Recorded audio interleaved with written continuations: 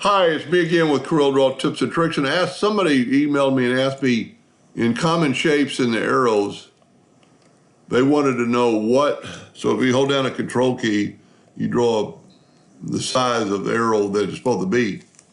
But if you want to change that arrow or you don't find an arrow, they're asking what this red dot's for. They couldn't figure it out. Well, if you take the shape tool and then grab that dot, you can eliminate that, make that arrow anything you want, any size, from like that to like that to like that. So that's what the red dot is for. It's basically the only node.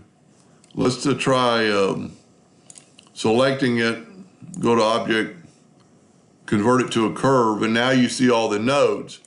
But now all the nodes work independently. And you could do stuff like that.